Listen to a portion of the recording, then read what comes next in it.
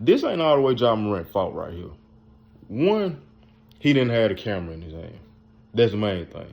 So everybody that keep on bashing him, like the big names like Shannon Sharp and, them guys like that, don't nobody really just speak on how Jamorant didn't have the phone in his hand at the time. So we can't just necessarily say that he had all the control at the moment. But one thing we can say is his friend, when it comes to choosing friends and stuff like that, you gotta be cautious and just pay attention to who you hang around and what they doing. Because now, what I take from this is, it ain't even just about you trying to do something to fit in, man. You young. You know what I'm saying? I'm gonna be real. You young.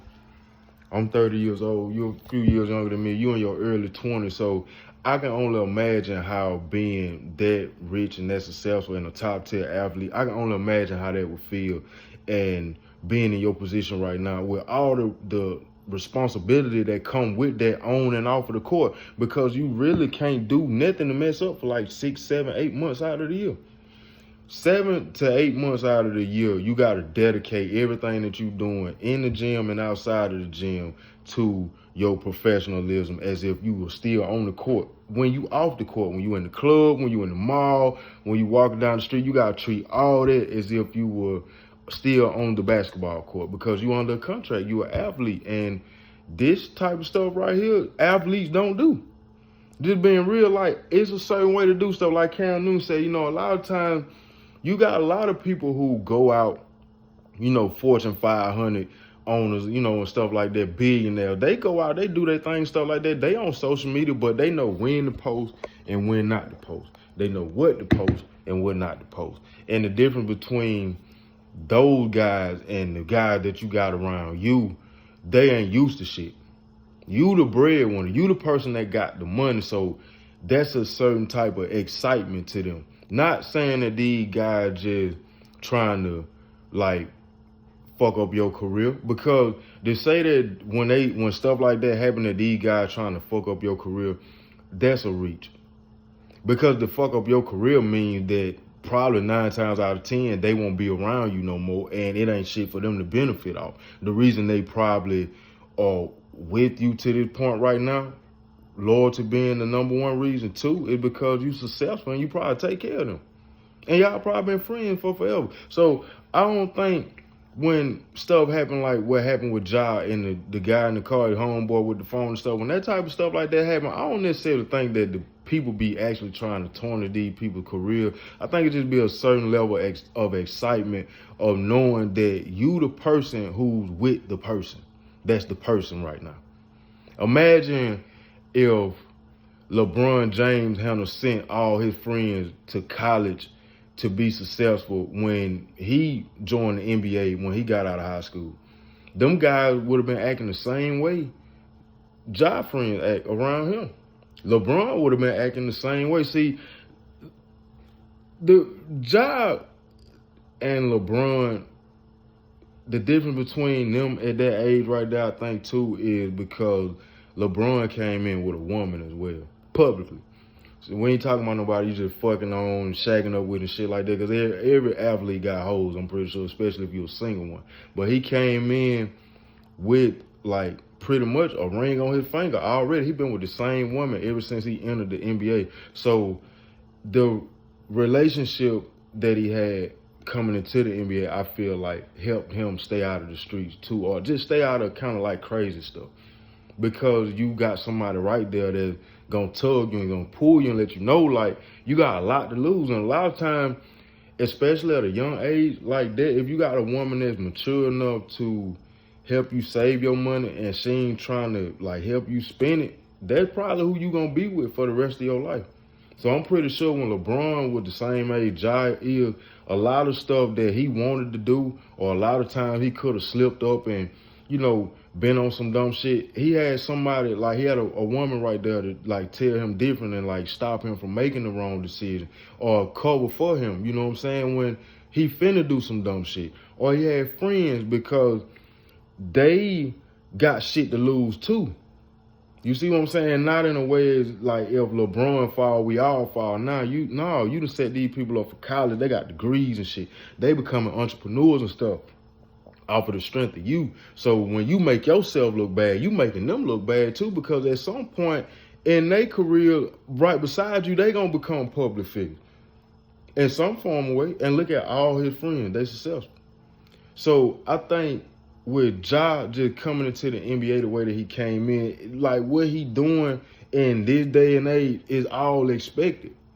It's all expected. Like the times change, like times ain't how they used to be, 15, 20 years ago. You know what I'm saying?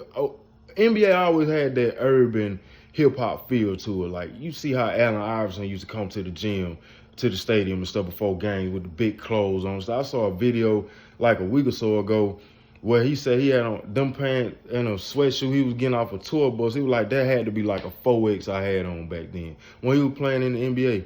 That was the time back then. So now the time that we live in with this music, this rap, this drill, like everything happening so fast, these kids now are able to like become a product of that without even trying to, because it's like the music hypnotizing. NBA young boy running these people crazy. Let's just be real.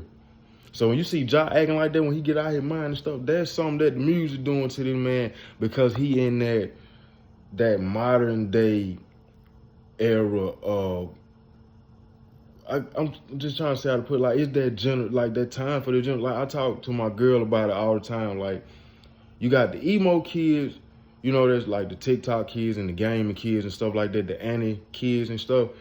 And then you got the kids who are like the Jamorants, who get turned up to the Lil Durk, who get turned up to the NBA young boy and these young guys like that, and all these other young rappers and stuff. It's so many now, it's hard to even just keep up with. I'm getting a little old, which I ain't never 30. But anyway, it'd be hard to keep up with these guys. And one reason it'd be hard to keep up with them too is because they don't really be talking about shit.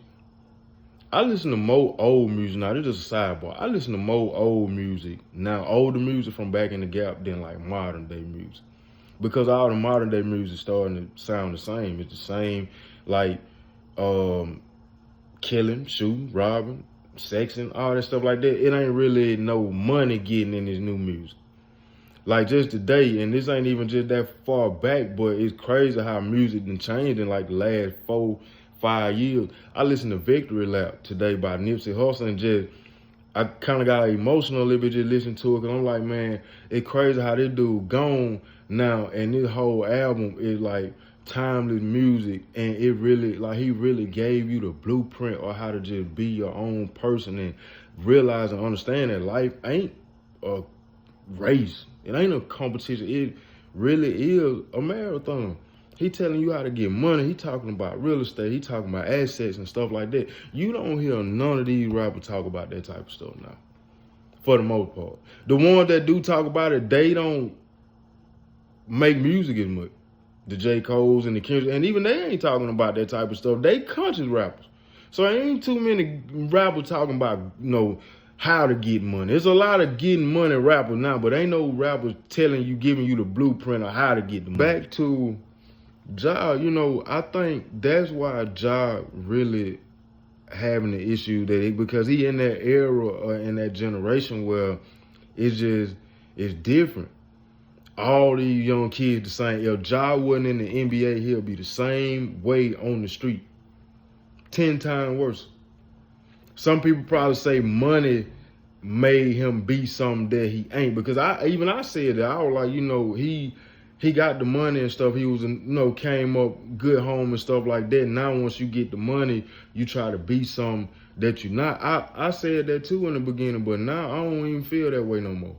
I think money kind of keep him out the way though, because if he didn't have money, then he probably would be doing a lot of stuff that he hearing, a lot of robbing, a lot of killing, stealing, all that crazy stuff like that, trying to get validation in the street. But seeing that he rich, he really don't have to do none of that stuff.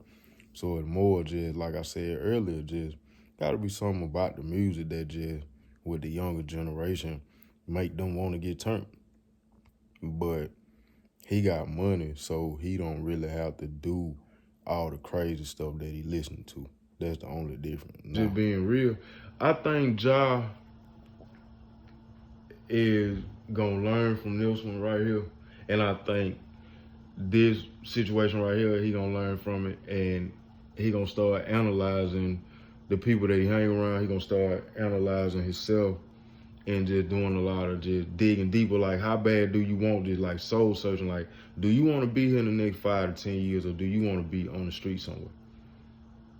Or trying to get a contract to play overseas. Now you in a Brittany Griner situation, because make no doubt, no mistake, if you just worst case scenario, the way that you act with the thuggish persona and stuff like that, if they were to kick you out of the NBA worst case scenario, you gonna smoke that gas. You gonna smoke that though. Now you overseas somewhere playing for one of them foreign teams, and it went through TSA or something like that, and thought you were gonna sneak you a little 3.5, little eighth over there, and got yourself in a situation. Now you sitting over there like Brittany Griner for like a year or so, and people done forgot about you. That ain't what you want. You flashing the guns and all that stuff. You got the dreads and shit. You really like, you want to be a thug. You gonna smoke that gas.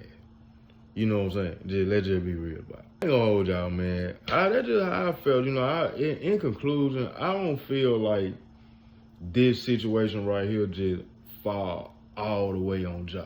I really don't. I think he gonna learn from it. I think he gonna start analyzing his circle and watching who he hang around and the time that he around, and he gonna start drawing a line with some people. And he gonna start setting rules, setting boundaries. Like, you got to. Because you can't keep on having these same mistakes, you know what I'm saying? Ain't nothing wrong with enjoying yourself and having a good time, but everybody gotta follow pursuit. Everybody gotta know when it is the time to pull out phones and when it's time to just, man, we chilling. Like Cam Newton said, you know, people be so quick to want people to know that they doing something. Man, y'all let me know what y'all think about this, man. T-RaeTv, y'all.